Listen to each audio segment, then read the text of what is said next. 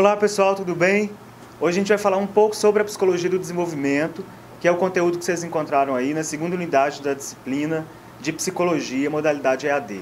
Eu sou o professor Arthur e aí vamos começar. Bom, para falar sobre a psicologia do desenvolvimento, a gente tem que levantar alguns questionamentos.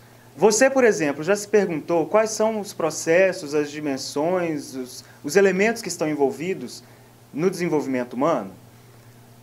Quando a gente olha para esse processo sob o ponto de vista da psicologia, a tentativa que a gente tenta, a tentativa de compreensão por uma série de autores desse campo de problemas, passa pelo entendimento que a gente tem que articular, né, os processos que são biológicos aos processos históricos, sociais, para a gente poder compreender como que se dá o desenvolvimento psíquico do sujeito, desde o momento do seu nascimento até, enfim, ao longo da sua vida, até o seu processo de envelhecimento e morte. O que é a psicologia do desenvolvimento, né? Quais são as questões que ela vai se colocar? Primeiro, o que é inato e o que é histórico na conduta humana? Essa é uma questão que a psicologia tenta responder, né? Assim, um elemento que já é um ponto muito discutido dentro da perspectiva da psicologia, e que a gente já falou sobre ele na primeira unidade, é o entendimento de que o ser humano é um ser biopsicossocial, e aí numa discussão articulada com o conceito de saúde da OMS. Se nós temos essas dimensões, né, biológicas, psíquicas, sociais, que vão influenciar naquilo que a gente uma pergunta colocada pela psicologia é: quais são os elementos que são biológicos, inatos, e o que é histórico, o que é resultado de um processo de aprendizagem do indivíduo? Uma outra questão: como que a cultura influencia nos processos de desenvolvimento humano? A gente sabe que quando a gente começa a observar diferentes povos, diferentes culturas, de regiões diferentes, países diferentes, cidades diferentes, a gente vê processos bastante diferentes de desenvolvimento, né? Formas diferentes de se relacionar com o conhecimento, formas diferentes de falar, de pensar, enfim, formas diferentes de se posicionar no mundo. E cada uma dessas formas ela é construída a partir do cruzamento desses fatores que são também históricos e culturais. Então essa questão, né, qual que é o papel da cultura no desenvolvimento do sujeito, é fundamental para a gente pensar a psicologia do desenvolvimento também. E por fim, quais são as dimensões envolvidas nesse processo, que é o objetivo dessa unidade, a gente levantar um pouco essas dimensões e falar um pouco de forma mais específica sobre uma delas. Nesse sentido, o que é a psicologia do desenvolvimento? A psicologia do desenvolvimento ela pode ser compreendida como uma área da psicologia que se ocupa, tradicionalmente, de pelo menos 3 dimensões relacionadas no processo de formação do indivíduo: o desenvolvimento cognitivo, o desenvolvimento afetivo e o desenvolvimento motor. O desenvolvimento cognitivo, quando a gente fala sobre o desenvolvimento cognitivo, ou o que é o desenvolvimento cognitivo, é a parte da psicologia do desenvolvimento que tenta compreender os nossos processos de inteligência, né? Temos vários autores que pensam sobre isso, o Jean Piaget é um deles, o Vallon é outro, né? Cada um tentando compreender como que se dá esse processo de construção do conhecimento, de entendimento a respeito da realidade, de apropriação da realidade, como que a inteligência se desenvolve, ou melhor, como a inteligência é construída. Uma outra perspectiva, né, uma outra diretriz, vai falar sobre o desenvolvimento afetivo, que é também uma questão da psicologia do desenvolvimento, essa tentativa de compreender como que a gente vai se vinculando aos outros ao longo da nossa trajetória, né? E aí, nesse entendimento, é importante a consideração, né, do fato de que nós somos seres que já nascemos em um grupo. Estamos em contato com outros seres humanos o tempo inteiro. E isso desde o momento do nascimento, de um contexto familiar, passando pelos processos de formação, de desenvolvimento, dentro de um contexto escolar. Em todos esses momentos da nossa vida, nós estamos articulados com outros indivíduos, em relação com outros indivíduos. E uma questão que a psicologia do desenvolvimento se coloca é justamente uma tentativa de compreender como que a gente vai se vincular emocionalmente às pessoas que fazem parte da nossa realidade, do nosso cotidiano, né? Bom, e por fim, a questão do desenvolvimento motor, né? E aí, quando eu falo sobre desenvolvimento motor, tem muita gente que questiona, né, e fala: será que essa é uma questão que a psicologia deveria se preocupar, deveria se ocupar? Falei assim, é sim, com certeza. O desenvolvimento motor, a questão da psicomotricidade, é fundamental para a gente pensar todos os processos de desenvolvimento do indivíduo. Dos autores que falam sobre o desenvolvimento humano, boa parte deles coloca a questão da motricidade, a relação do indivíduo, do seu corpo, a compreensão do seu corpo em relação com o espaço físico que ele está inserido, e obviamente também social, esse espaço físico é necessariamente social, é fundamental para a gente pensar os processos cognitivos, os processos de vinculação afetiva, e é onde que parte todo o processo de desenvolvimento, da nossa relação com o nosso corpo e com o espaço que a gente está inserido. Bom, o desenvolvimento humano, quando a gente vai colocá-lo sobre com uma lente um pouco maior, para a gente entender quais são os princípios que vão reger esse desenvolvimento, é importante a gente considerar pelo menos 4 princípios. O primeiro deles diz que o desenvolvimento humano é um processo vitalício. O que isso quer dizer e qual que é a importância disso para a psicologia? Como a gente discutiu na primeira unidade da disciplina, e aí é importantíssimo retomar aquelas discussões e retomar o material escrito para poder compreender um pouco melhor o que eu estou falando agora sobre os princípios do desenvolvimento humano. Você tem um entendimento no início do século passado que o ser humano ele se desenvolve ao longo da sua infância e que a infância é um processo, é uma etapa da vida fundamental e que ela vai guardar em si todos os processos de desenvolvimento do sujeito. Essa compreensão, para a psicologia contemporânea, ela está um pouco equivocada. Nós partimos do pressuposto de que o desenvolvimento humano é um processo que acontece ao longo de todo o ciclo vital. Então, a infância não perde sua importância, pelo contrário, ela continua sendo um marco na vida de todos nós. Os processos de desenvolvimento eles se iniciam na infância, mas é importantíssimo a gente considerar também que existem outras fases, outras etapas da nossa vida e que a gente também se desenvolve. A adolescência, por exemplo, a nossa entrada na adolescência, ela é fundamental para a gente poder pensar os processos de construção identitária, os grupos que a gente vai participar, enfim, você tem um fenômeno muito comum no momento da adolescência, a participação em grupos secundários, em grupos que a gente vai encontrar em ambientes escolares, em ambientes de aprendizagem, enfim, que vão nos oferecer diferentes formas de compreender o mundo, de compreender a realidade. E aí a gente percebe, por exemplo, na adolescência, a identificação dos indivíduos com esses grupos que eles pertencem. Não uma identificação irrefletida, obviamente, o sujeito assume um posicionamento dentro daquele grupo, que ele faz parte, mas nos grupos secundários ele vai aprender coisas que ele ainda não tinha um contato tão próximo no grupo familiar. Então ele vai entrar em contato, por exemplo, com referenciais religiosos diferentes, ele vai entrar em contato com formas, enfim, políticas, formas de ser e de estar no mundo que são diferentes daquela forma que ele percebia, ou que ele foi capaz de perceber no seu contexto familiar. E isso é um elemento fantástico, porque amplia a nossa possibilidade de compreensão da realidade e nos oferece um leque muito maior para a gente poder pensar qual que é o nosso lugar no mundo que a gente está. Então, esse desenvolvimento humano é um processo vitalício. Então, a gente tem que pensar a infância como um momento importante, a adolescência, a idade adulta, os processos de envelhecimento. Em todas as fases da vida, a gente vai ter uma série de processos de desenvolvimento que vão ser diferentes e que vão ter pesos diferentes ao longo da trajetória de cada um de nós. Bom, um outro princípio extremamente importante da gente levar em consideração é o entendimento de que o desenvolvimento humano é multidimensional. O que isso quer dizer? Isso indica que existem várias dimensões na nossa existência que devem ser levadas em consideração nos processos de desenvolvimento.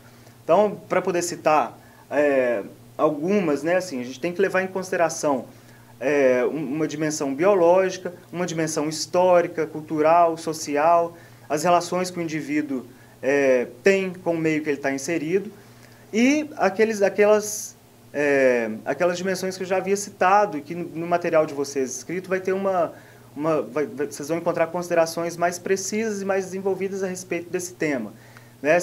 A questão da dimensão motora, da dimensão afetiva, da dimensão social. Todas essas dimensões elas estão articuladas entre si, e quando você estimula o desenvolvimento do sujeito, por exemplo, do ponto de vista motor, quando você vai trabalhar com ele questões sobre a motricidade, isso vai oferecer bases para o desenvolvimento de uma dimensão cognitiva, que também vai influenciar numa dimensão afetiva, né, da existência do sujeito. Então, esse desenvolvimento, o desenvolvimento humano, é um processo que acontece ao longo de todo o ciclo vital e que possui várias dimensões. E quando a gente estimula uma dimensão desse processo, todas as outras vão também se modificar e vão sofrer com esse processo de estimulação. Um outro princípio que também é decorrente, né, do primeiro e do segundo é o entendimento de que o desenvolvimento humano ele é flexível ou plástico. Plasticidade diz da capacidade que nós temos de modificação do nosso próprio desempenho, seja por uma iniciativa, seja por uma intervenção que é nossa, ou as várias intervenções, os vários processos educacionais que acontecem ao longo da nossa história. Sejam esses processos educacionais informais, né, do conhecimento cotidiano que a gente tem dentro de casa, ou dos processos educacionais que já estão formalizados no plano da cultura. E aí eu estou falando de forma mais específica da instituição escolar. Então, intervenções ao longo do processo de desenvolvimento, elas vão modificar esse processo. Então, existem possibilidades. O indivíduo, por exemplo, que tem alguma dificuldade no entendimento da lógica matemática, né? Que não tem uma apropriação tão grande desse campo de problemas. Ele pode, por meio de um estudo sistemático, de intervenções sistemáticas, né, que ele pode propor para si mesmo, ou por intervenções deliberadas da equipe escolar, ele pode desenvolver esse aspecto da sua cognição. Então, o desenvolvimento humano, quando eu falo que ele é plástico, que ele é flexível, é a isso que eu estou me referindo, né, que a gente tem essa possibilidade de manipular esse desenvolvimento, de intervir nesse desenvolvimento para poder obter um resultado, para ter um processo, né, uma relação com a realidade diferenciada. E, por fim, o desenvolvimento humano depende de história e de contexto, que foi algo que eu já tinha indicado, que eu já indiquei desde o início dessa videoaula. Né? Assim, nós não podemos compreender o ser humano descontextualizado do meio histórico e social que ele está inserido. Um elemento que deixa isso muito claro, né, quando a gente vai estudar as relações entre a linguagem e o pensamento. Nós estamos, né, hoje, nós estamos em um país que fala o português. Quando nós nos apropriamos da nossa língua materna, isso transforma as nossas possibilidades, por exemplo, de pensamento. O meu pensamento está articulado com as possibilidades de significado das palavras da minha língua. Então, as funções psicológicas, elas vão se desenvolver, quando eu falo funções psicológicas, né, só para relembrar. Eu estou falando de linguagem, pensamento, atenção, percepção, memória. Todas elas vão estar articuladas com o contexto histórico e social que o indivíduo está inserido. Então, as diferenças culturais, né, entre os indivíduos, entre os povos, entre países, são fundamentais a gente levar em consideração para a gente compreender um processo de desenvolvimento humano. Eu não posso, por exemplo, partir de um entendimento de uma sociedade ocidental, letrada, que tem ali uma instituição escolar que formaliza os processos psicossociais, né, e os processos de aprendizagem nesse contexto. Eu não posso usar esse parâmetro de desenvolvimento, esses critérios, esses elementos da nossa sociedade, como critério para poder avaliar o desenvolvimento de uma sociedade que não trabalha com a linguagem escrita, que não tem uma instituição escolar formalizada, né? Por exemplo, uma sociedade que vai se fundamentar, por exemplo, na tradição oral para a transmissão do conhecimento. Né? Quando você tem o processo de transmissão de cultura vinculado à fala, à oralidade, exclusivamente à oralidade, você tem processos de pensamento diferentes, porque você tem linguagens que são diferentes também. Então, fatores culturais são fundamentais para a gente poder pensar o desenvolvimento humano.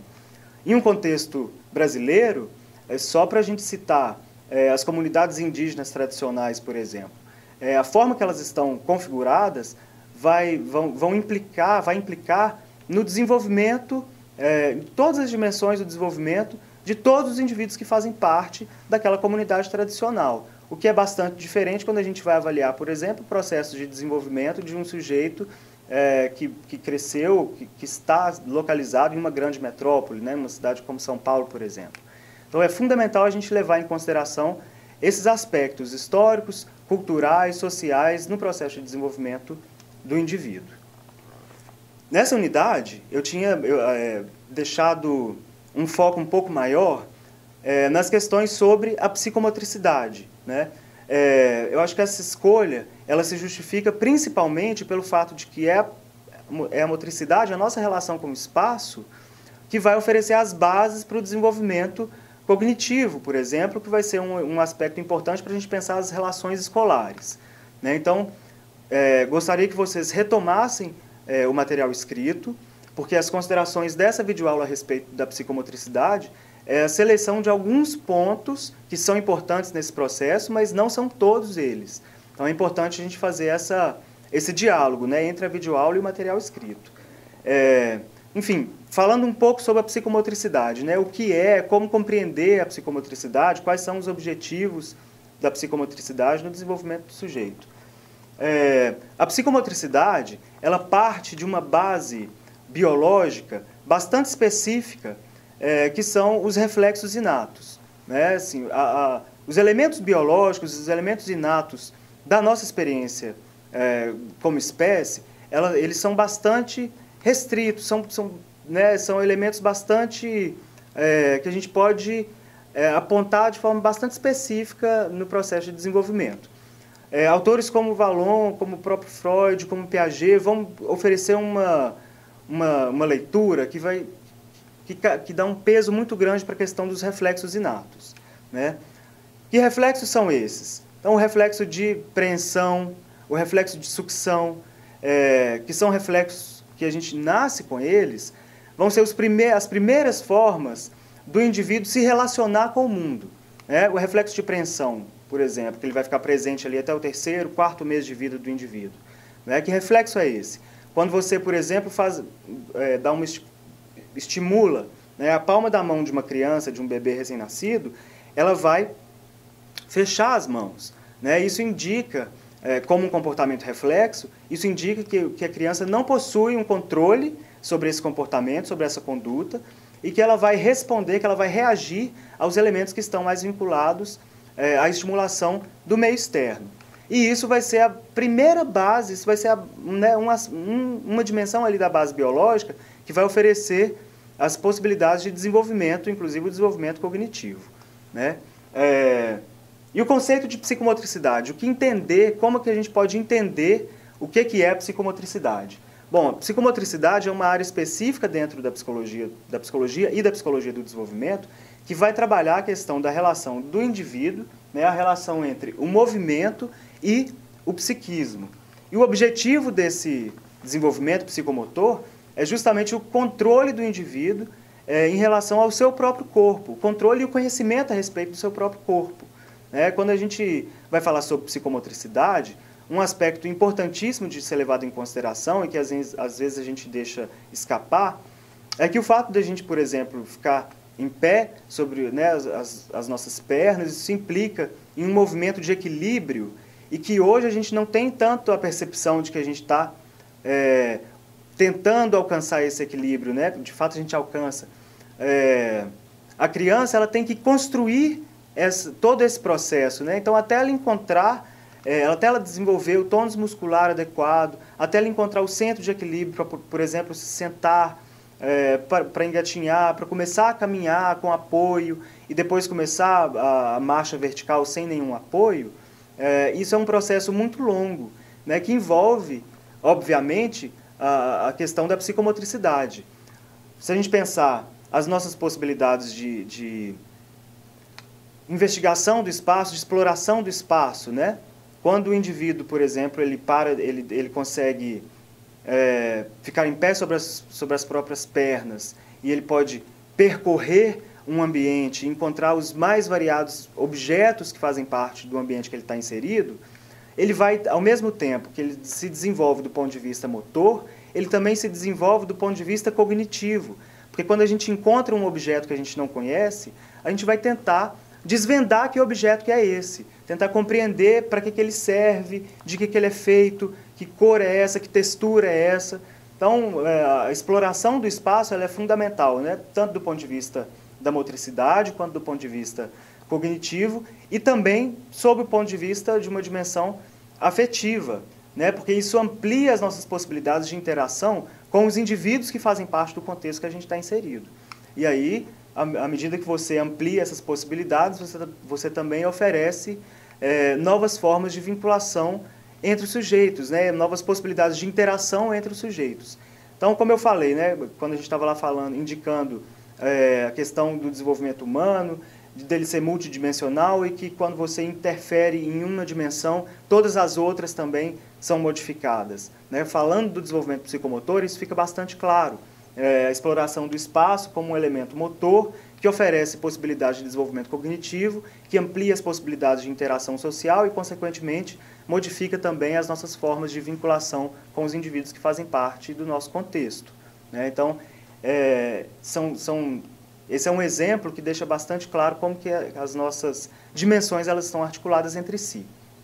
Bom, e qual que é, então, o objetivo desse desenvolvimento motor? É o desenvolvimento, né, da capacidade do indivíduo de controlar, de sincronizar os seus movimentos, né, em condutas que vão se tornando cada vez mais complexas, né? Então, se a gente pensar o indivíduo, a dificuldade e o processo que está envolvido dele conseguir ter o comportamento ali da marcha vertical, né, de caminhar sobre as duas pernas. Ele precisa de sincronizar o movimento das duas pernas, dos braços, né, ele precisa de pensar a questão do equilíbrio, enfim. Isso é algo que a gente vai desenvolvendo ao longo da infância, mas também, o tempo todo, nós estamos diante de obstáculos, diante de processos que vão contribuir para que cada vez mais a gente entre aumente a nossa possibilidade de controle dos nossos movimentos. Quando a gente vai praticar esportes, por exemplo, os profissionais da educação física, os estudantes da educação física vão saber disso, sabem disso muito bem, né? A gente pratica esportes, o futebol, vôlei, o slackline, skate, patins, todos eles vão colocar nosso corpo em movimento e vão exigir do indivíduo um controle muito grande sobre suas ações, sobre os seus movimentos. Isso tudo vai contribuir para o desenvolvimento da propriocepção, né, da percepção do próprio corpo, do controle e da capacidade de sincronizar os movimentos do próprio corpo, né, que é um objetivo do desenvolvimento motor.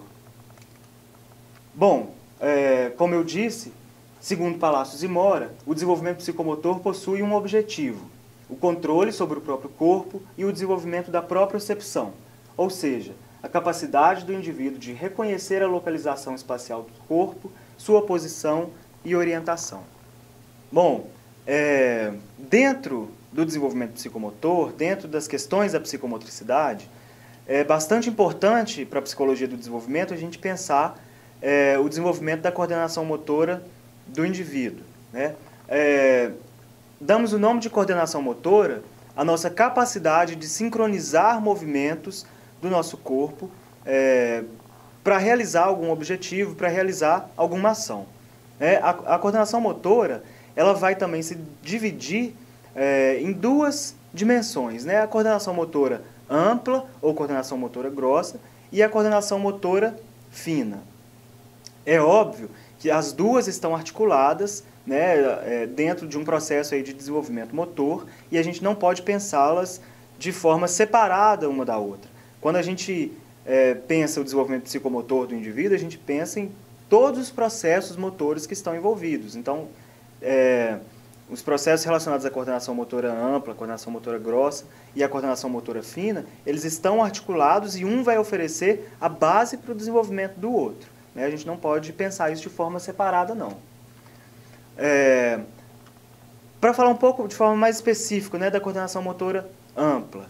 Coordenação motora ampla é a capacidade que nós vamos desenvolvendo ao longo da nossa história, ao longo da nossa trajetória, de sincronizar, de coordenar os movimentos dos grandes grupos musculares do nosso corpo. Então, comportamentos como andar, correr, saltar, que a gente vai desenvolvendo ao longo da nossa trajetória, né, fazem parte das questões relacionadas à coordenação motora ampla. E aí, como eu falei da prática de esportes, né, assim, o andar de patins, o andar de skate, o futebol, vôlei, todas essas práticas esportivas que eu citei, elas vão interferir, elas vão estimular de forma muito específica a questão da coordenação motora ampla, que é a movimentação do indivíduo pelo espaço, né? Pela sincronização, pela coordenação de condutas, né? Desses grupos musculares que são maiores. Embora tais ações sejam aparentemente simples para crianças mais velhas e adultos, é com grande dificuldade que uma criança pequena consegue coordenar os movimentos de seu corpo para apresentar as condutas citadas, né, como o comportamento de andar, de correr, de saltar e toda a prática esportiva. Como eu havia dito anteriormente, é justamente a possibilidade que o indivíduo vai encontrar de desenvolver a sua coordenação motora ampla que você vai ver a possibilidade também se ampliando de exploração do espaço e aí, consequentemente, né, você vai ter influências no desenvolvimento cognitivo, no desenvolvimento afetivo, no desenvolvimento social. Uma outra questão, uma outra dimensão aí da questão do desenvolvimento psicomotor que a gente tem que falar é a questão da coordenação motora fina, que vai estar relacionado com a nossa capacidade de sincronizar pequenos grupos musculares, né, que vão ser responsáveis aí por comportamentos como escrever, desenhar, pintar, né, que são movimentos, elementos que vão oferecer as bases para a gente desenvolver ao longo da nossa história a questão da linguagem escrita, né? Falar sobre a linguagem escrita, obviamente, é uma questão bastante complexa dentro da psicologia e tem uma série de autores que vão pensar isso, mas um elemento que é importante deixar considerado, deixar registrado, né, assim como está no material escrito, deixar registrado aqui também, é o fato de que a linguagem escrita ela não é simplesmente a transposição para o papel, né, da linguagem oral, da forma que a gente se comunica na nossa vida cotidiana, né, pela via da linguagem oral. A linguagem escrita ela vai influenciar na questão do pensamento, no desenvolvimento cognitivo do sujeito, porque ela representa uma forma de expressão que é bastante diferente da questão da linguagem oral. A linguagem escrita, por exemplo, é uma forma de deixar registrado uma comunicação, uma informação, um aspecto da cultura relevante, que a gente não sabe, a gente não tem o contato próximo com a pessoa que vai ler aquilo, né? Então, isso implica que o sujeito se coloque uma questão para si mesmo, né, e ele tente responder. Como que eu vou deixar registrado isso de forma que a pessoa que entrar em contato com o meu texto consiga compreender do que eu estou falando, né, considerando que esse leitor ele vai entrar em contato com isso em um contexto histórico diferente, em um momento diferente da vida dele.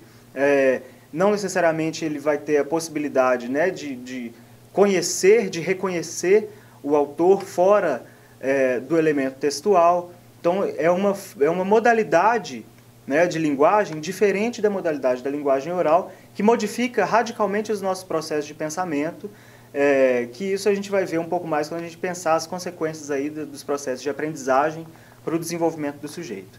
De qualquer forma, a possibilidade de escrita ela vai ser oferecida a partir do desenvolvimento da coordenação motora fina, que é essa coordenação, sincronização de pequenos músculos, de pequenos grupos musculares que vão ser responsáveis aí pelo movimento de pinça, né, que vai oferecer as bases para a questão da linguagem escrita aí. Bom, a criança irá sincronizar, inicialmente, os grandes músculos e articulações do corpo para posteriormente conseguir sincronizar movimentos mais específicos que exigem uma maior precisão. Para poder falar um pouco melhor sobre isso, né, é bom retomar a discussão que a gente já fez nesse vídeo.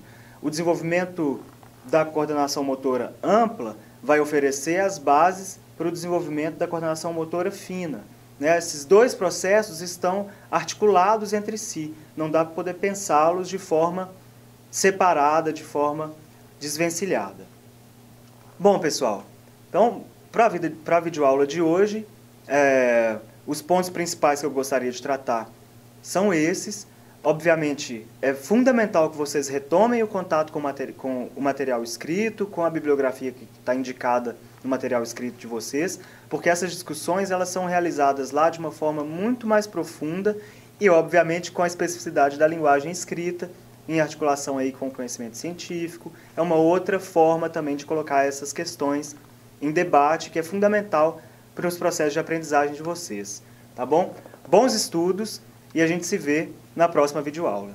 Obrigado.